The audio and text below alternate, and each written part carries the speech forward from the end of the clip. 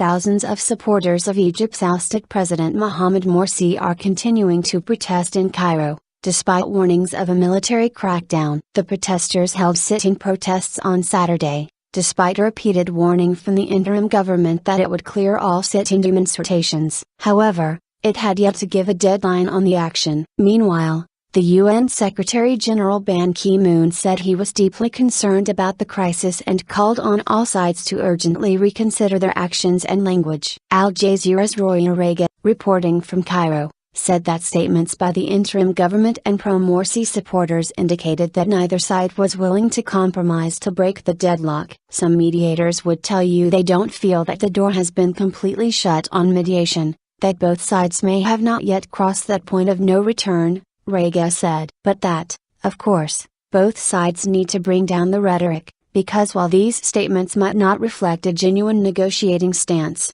they could still be overall damaging to the process. A military coup last month removed Morsi from office, following weeks of anti-government protests. The anti-coup alliance said protests would continue in Cairo. The days will only increase their determination to persist in their peaceful struggle until the country returns to the democratic path, until the coup is completely ended, the pro-Morsi group said in a written statement. 28 pro-Morsi protesters and one police officer were injured when clashes broke out between demonstrators and police on Friday outside the security directorate in Fayoum. Reuters news agency later quoted security sources saying that the clashes had taken place between several hundred supporters and opponents of Morsi. Some of the injured suffered the effects of tear gas inhalation, while birdshot wounds were also reported by the health ministry. More than 100 people, mostly Morsi loyalists, were killed in previous confrontations with police and soldiers.